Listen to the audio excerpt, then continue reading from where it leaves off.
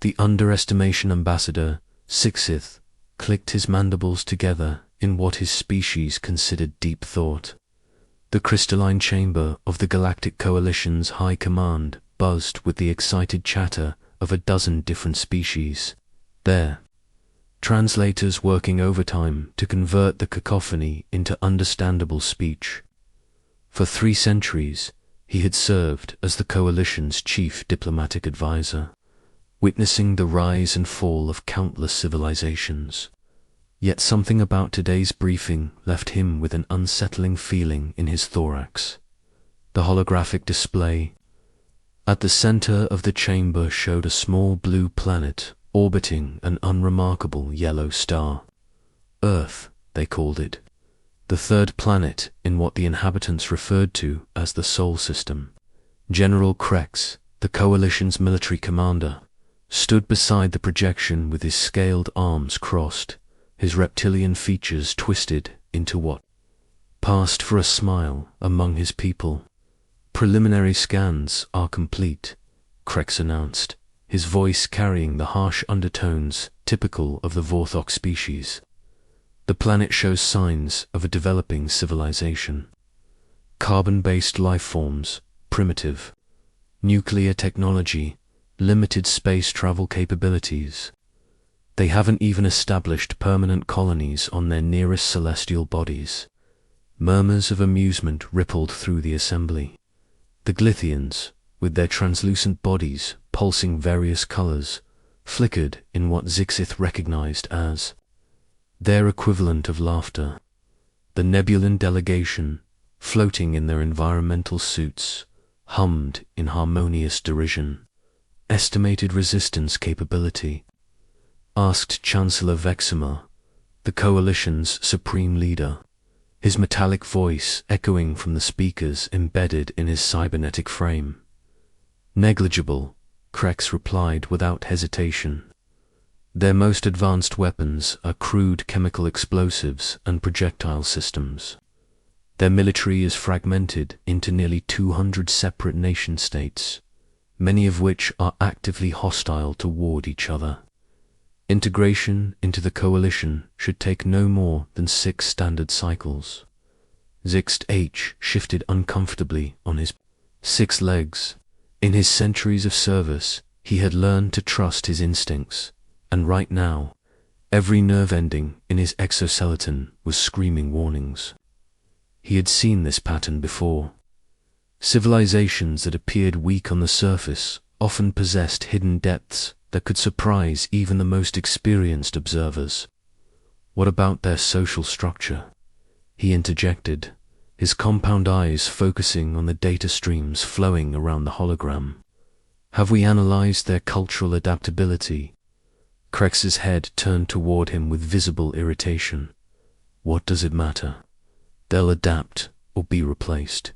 Standard protocol." But Zixith wasn't satisfied. He manipulated the holographic controls with his delicate manipulator arms, zooming in on different regions of the planet.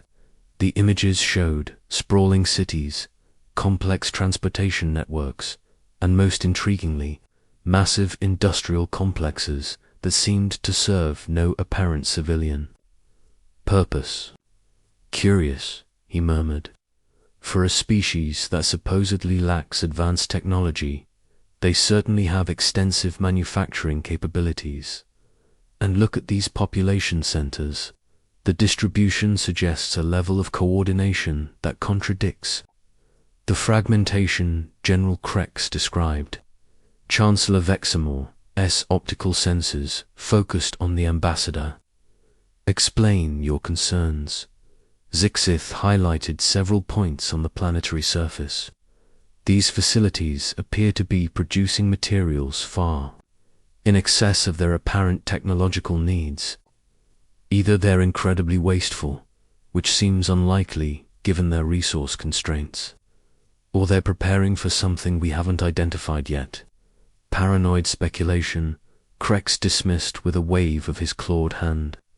"The advanced scouts report that their leaders are already prepared to negotiate. They seem quite eager to avoid conflict." The statement should have been reassuring, but it only deepened Zixith's unease. In his experience, species that surrendered too quickly were either hiding something or planning something, usually both. 3 days later, the coalition's diplomatic vessel, the Harmony's Edge, entered Earth's solar system. Zix stood in the observation deck, watching as the small blue world grew larger in the viewports. The planet was beautiful, he had to admit. Swirling white clouds obscured landmasses that showed a remarkable diversity of colors and terrain. Features: it was the kind of world that civilizations fought wars over. The human response to their arrival had been swift and, on the surface, accommodating. Within hours of the coalition fleet's appearance, Earth's governments had somehow managed to coordinate a unified response. A single representative had been selected to speak for the entire species, and she was already aboard a primitive spacecraft heading toward their position. When the human delegation arrived, Zixith got his first close look at the species that had sparked his concerns. The lead negotiator was a female of medium height with dark hair pulled back in a practical style.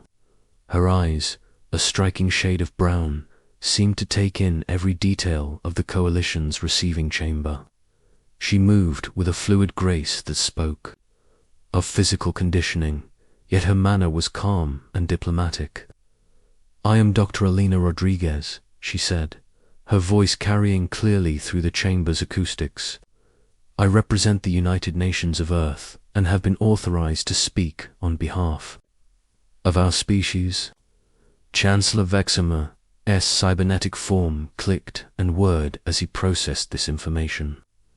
"Dr. Rodriguez, I am Chancellor Vexamer of the Galactic Coalition. We have come to inform your species of your planet's integration into our organization. The process will be gradual and, with your cooperation, peaceful." Zixith watched the human's face carefully. There was no surprise, no fear, no anger. Just calm attention, as if she were listening to a weather report rather than the effective conquest of her entire world. "We appreciate the Coalition's interest in Earth," Dr. Rodriguez replied smoothly. "Before we discuss integration, perhaps you could explain what benefits membership would provide to humanity." It was a reasonable question, but something about the way she asked it bothered Zix. There was an underlying current to her words, a sense that she already knew the answer and was testing them. General Krex stepped forward, his intimidating bulk casting a shadow over the human diplomat. "The benefits of protection, technological advancement, and participation in galactic trade. The alternative is isolation and eventual extinction as your resources dwindle." Dr. Rodriguez nodded thoughtfully. "And the Coalition's requirements from Earth would be standard resource allocation," the Chancellor replied. "Approximately 60% of your planet's rare earth elements, 20% of your agricultural output, and integration of your population into Coalition labor systems." For the first time, something flickered across the human's face. It was gone so quickly that Zixith almost missed it, but he had seen it. A flash of something cold and calculating that disappeared behind her diplomatic mask like a predator retreating into tall grass. "Those terms seem substantial," Dr. Rodriguez said carefully. "I'll need to consult with my government, of course. How long do we have to consider your offer?" 30 of your planetary rotations," Krex announced. "More than generous for such a straightforward decision."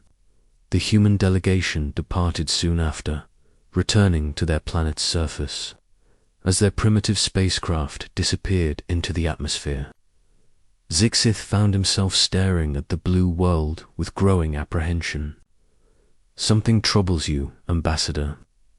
Chancellor Vexamer inquired, his sensors detecting the Catherian's agitated state. The humans seemed to ... Prepared, Zixith replied slowly, as if she had expected this encounter. Most primitive species react with fear, anger, or at least confusion when first contacted. She displayed none of those reactions. Perhaps they're simply more evolved emotionally than most species we encounter, the Chancellor suggested, but Zixith wasn't convinced. Over the following days, as the Coalition waited for humanity's response, he threw himself into studying every piece of data they had collected about Earth. The more he learned, the more disturbed he became. The humans had indeed been monitoring space for signs of extraterrestrial life for decades. Their entertainment media was filled with scenarios involving alien contact, most of which ended poorly for humanity. They had developed contingency plans, military doctrines, and even international protocols for exactly this situation. Yet they had appeared completely unsurprised by the Coalition's arrival. More troubling were the reports from the advanced scouts. Small Coalition monitoring stations throughout the system had begun experiencing technical difficulties. Equipment failures, communication glitches, sensor malfunctions. Each incident was minor and easily explained by natural phenomena or mechanical wear. But the pattern was becoming hard to ignore. Then came the farming accidents. The first occurred on Kepler Station, a small mining outpost on the edge of human space. A cargo transport carrying essential supplies had suffered a navigational error, crashing into the station's primary power generator. The resulting explosion had destroyed the facility and killed all 47. Coalition personnel aboard. Investigation revealed that the transport's navigation system had been infected with a sophisticated virus that corrupted its course calculations. The virus's signature was unlike anything in the Coalition's databases, employing quantum encryption methods that shouldn't have been possible with human technology. The second accident happened 3 days later at Proxima Base, where a research team had been analyzing Earth's technological capabilities. A coolant leak in the station's environmental systems had exposed the entire crew to lethal radiation. Again, investigation revealed sabotage, this time involving a nanoscale device that had somehow been introduced into the station's supply chain. General Krex refused to acknowledge the obvious connection. Coincidences, he insisted. These remote stations are always experiencing problems. That's why we're replacing them with proper Coalition facilities. But Zixith knew better. The attacks were too precise, too sophisticated, and too convenient to be accidents. Somehow, humanity had already begun striking at Coalition assets, and they were doing it with technology that officially didn't exist. When Dr. Rodriguez returned for the follow-up meeting exactly 30 days later, she appeared unchanged. Same calm demeanor, same diplomatic smile, same unsettling sense of hidden depths. But this time, Zixth noticed something else. The way she carried herself had shifted subtly. Where before she had seemed respectful, now there was an undercurrent of confidence that hadn't been there during their first encounter. The United Nations has reached a decision regarding the Coalition's proposal, she announced formally. Chancellor Vexima leaned forward in his mechanical throne. We await your response. Dr. Rodriguez clasped her hands behind her back and looked directly at the Coalition's leader. Humanity respectfully declines membership in the Galactic Coalition at this time. We appreciate the offer and hope to maintain friendly relations with all Coalition member species. The silence that followed was profound. In 3 centuries of service, Zixith had never seen a primitive species simply refuse Coalition membership. It didn't happen. Species either joined willingly or were absorbed forcibly, But they never just said no. General Krex was the first to recover from his shock. Dr. Rodriguez, I don't think you understand the situation. This was not a request. Integration into the coalition is inevitable. Your refusal only determines whether the process will be peaceful or ... otherwise. The human's expression didn't change, but when she spoke, her voice carried a new quality that made Zixith's exoskeleton tingle with alarm. General Krex, I think it's you who doesn't understand the situation. Let me clarify something for you. And your colleagues? She paused, and in that pause, the entire chamber seemed to hold its breath. Humanity has been aware of your organization for quite some time. We've been watching, learning, and preparing. The question isn't whether you can force us to join your coalition. The question is whether you can afford the cost of trying. The temperature in the chamber seemed to drop several degrees. General Krex's scales began to shift color, a sign of agitation in his species. Are you threatening the coalition? Dr. Rodriguez smiled, and for the first time, Zix saw something in that expression that made his compound eyes dilate with fear. It was the smile of someone who held all the cards and was tired of pretending otherwise. General, we've been farming your people for months. The reckoning, the words hung in the air like a death sentence. Ambassador Zix felt his breathing spiracles constrict as the full implications of Dr. Rodriguez's statement crashed over him like a tidal wave. The accidents, the equipment failures, the too convenient disasters that had been plaguing coalition outposts, they hadn't been accidents at all. General Krex's scales had shifted to a deep crimson, the Vorthok equivalent of rage mixed with fear. Impossible. Our security systems would have detected any organized infiltration. You lack the technology for such operations. Dr. Rodriguez tilted her head slightly, studying the general as if he were an interesting specimen. Do we? Tell me. General, how many of your secure facilities have experienced unexpected problems in the past month? How many critical systems have failed just when you needed them most? How many of your personnel have reported feeling unwell? Chancellor Veximer's optical sensors began cycling rapidly, processing data at maximum speed.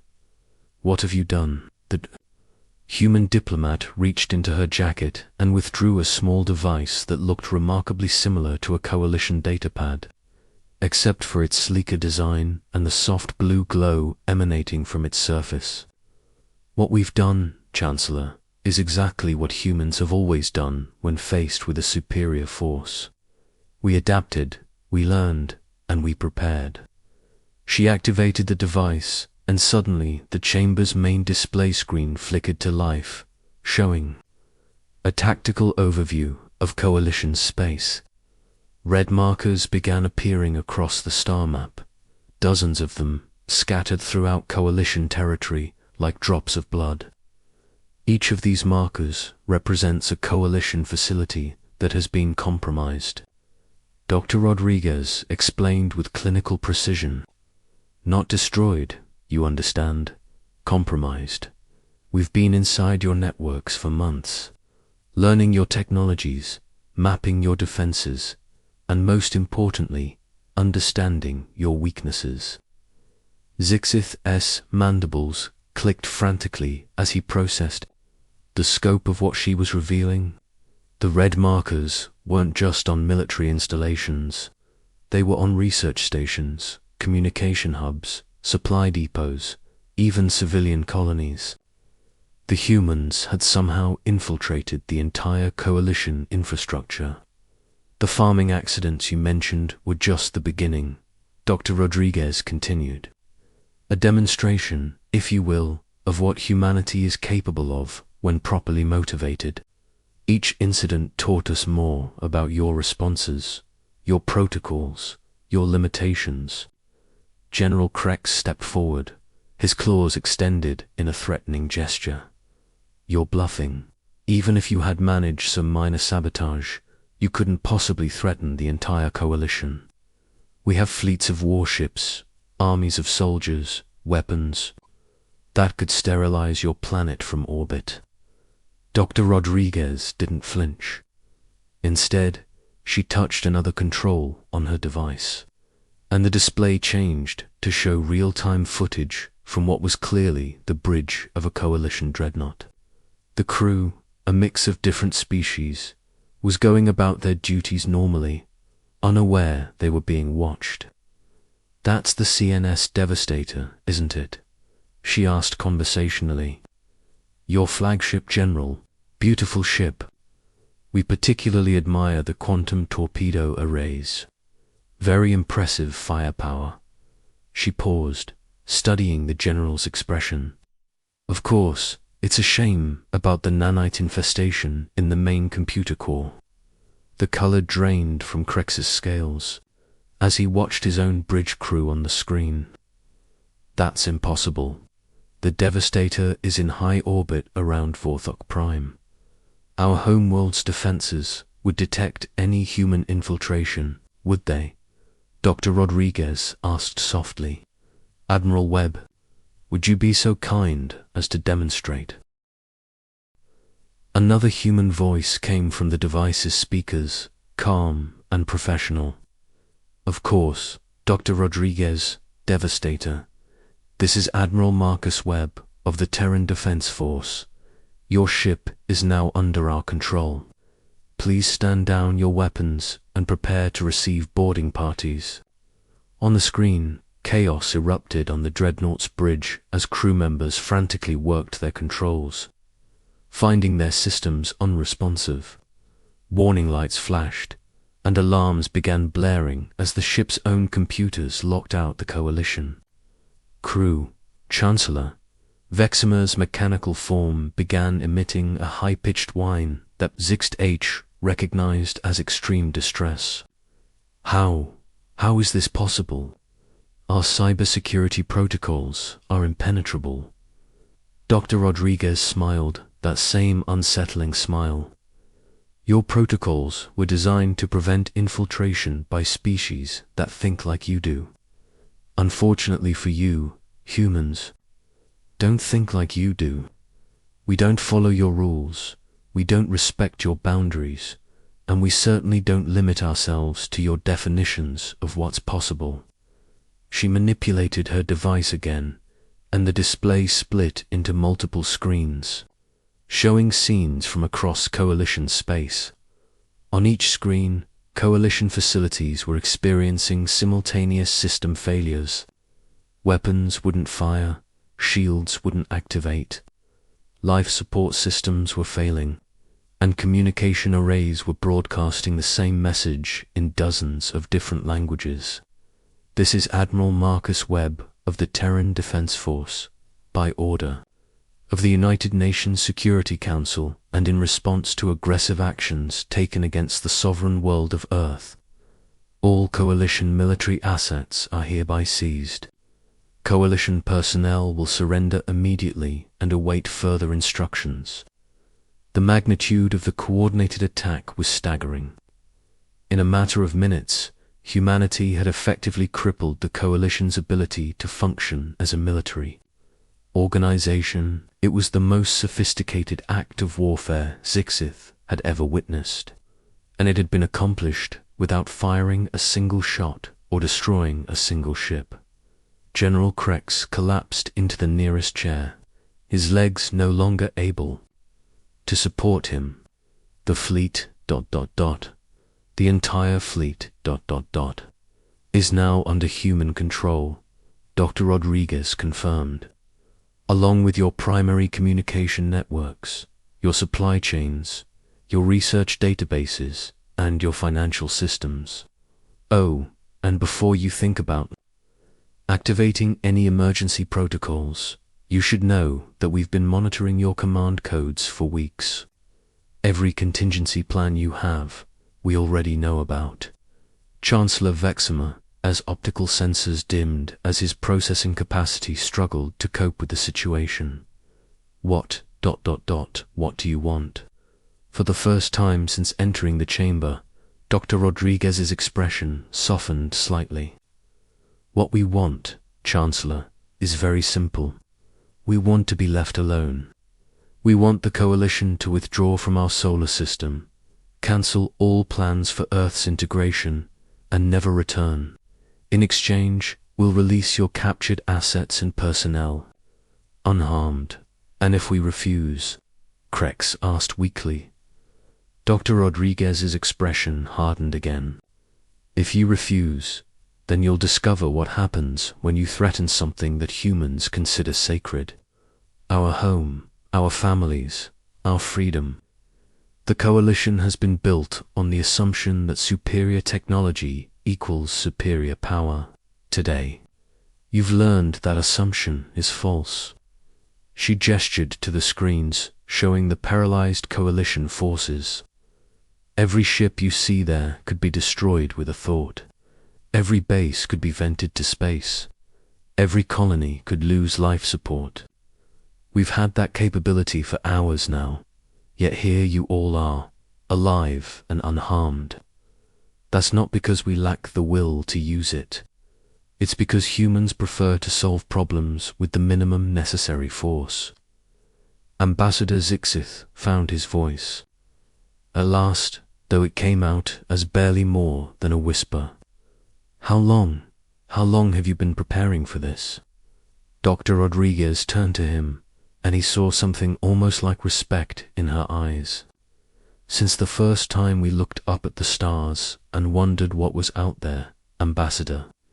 Every piece of science fiction, every military doctrine, every technological advancement has been guided by a single principle. When we meet someone stronger than us, we need to be ready. She touched her device one more time, and the displays changed to show footage from Earth. But this wasn't the primitive world the Coalition had observed. Instead, they saw gleaming cities with architecture that incorporated clearly alien design. Elements, shipyards, producing vessels that looked like hybrids of human and Coalition technology, and massive defensive installations that had apparently been built into the planet's surface. We've been watching the galaxy for much longer than you realized, she continued, learning from the transmissions we intercepted, reverse engineering the technology we found in crashed probes, preparing for the day when contact would come. The Earth you scanned was what we wanted you to see. A carefully constructed facade designed to make you underestimate us. The final screen showed something that made Zixith's compound eyes go wide with terror. It was a weapon, clearly of human design, but incorporating principles from a dozen different Coalition technologies. The energy readings displayed alongside. It suggested destructive capability far beyond anything in the Coalition's arsenal. We call it the Prometheus Array, Dr. Rodriguez explained matter-of-factly. It's currently aimed at 17 different Coalition core worlds. Just in case this conversation doesn't go as well as we hope. The chamber fell silent, except for the soft hum of machinery and the labored breathing of several terrified alien diplomats. Chancellor Veximer's optical sensors had gone completely dark, his system apparently overwhelmed by the impossibility of the situation. Finally, General Krex spoke, his voice barely recognizable. Terms. What are your terms? Dr. Rodriguez consulted. Her device briefly, complete withdrawal of all Coalition forces from the Sol system within 72 hours. Formal recognition of Earth as a sovereign world with protected status. Establishment of diplomatic relations on equal terms, with Earth maintaining the right to refuse any agreements that don't serve our interests. And most importantly, immediate cessation of any research into Earth-based biological samples. She paused, letting that last point sink in. We know about the genetic analysis programs, the biological weapon research, the plans to use human DNA to enhance coalition soldier performance. All of that ends now. Sixth H felt his exoskeleton trembling as the full scope of coalition hubris became clear. They hadn't just underestimated human military capability. They had completely failed to understand what humanity was capable of when their survival was threatened. "There's one more thing," Dr. Rodriguez added, her voice taking on a harder edge. "The Coalition will issue a general warning to all member species and any other civilizations you encounter. The warning will be simple: do not provoke the humans. Their retaliation is legendary." She stepped forward, and despite being less than half the size of most beings in the chamber, she suddenly seemed to loom over them all. "Because let me be absolutely clear about something. What you've seen today is humanity showing restraint. We've disabled your forces, seized your assets, and demonstrated our capabilities without killing a single coalition citizen. But if anyone ever threatens Earth again, if anyone ever considers humanity weak or primitive or easy prey, they'll discover what we're really capable of when we're not being merciful." The silence that followed was broken only by Chancellor Veximer's systems finally rebooting. When his optical sensors came back online, they immediately focused on Dr. Rodriguez. "Your terms are acceptable," he said, his voice barely functional. "The Coalition formally recognizes Earth's sovereignty and agrees to all conditions." Dr. Rodriguez nodded and spoke into her device. "Admiral Webb, please begin releasing Coalition assets. Standard protocols for prisoner release apply." "Understood, Dr. Rodriguez. All Coalition personnel will be returned to their respective commands within 6 hours. Their ships and equipment will follow once withdrawal from Sol System is confirmed." As the human delegation prepared to leave, Ambassador Zixth found himself approaching Dr. Rodriguez. "A question, if I may." She turned to him with that same calculating gaze. "Of course, Ambassador. Why reveal all of this? Why show us the full extent of your capabilities? Wouldn't it have been more strategically sound to keep some of your abilities secret?" Dr. Rodriguez considered this for a moment before answering. "Because, Ambassador Zixith, the greatest weapon humanity possesses isn't our technology or our tactics. It's our reputation. Today, every species in Coalition space will learn that humans are not to be underestimated. That knowledge will prevent 1,000 future conflicts and save millions of lives on both sides." She paused at the chamber's entrance and looked back at the assembled delegates. "Humanity doesn't want to rule the galaxy, and we don't want to destroy it. But we will defend ourselves with everything we have if forced to do so. Make sure that message reaches every corner of known space." As the human delegation departed, Zixith stood alone in the chamber with his shattered colleagues, trying to process what had just occurred. In the span of a few hours, humanity had gone from being considered a primitive backwater species to the most feared civilization in the galaxy.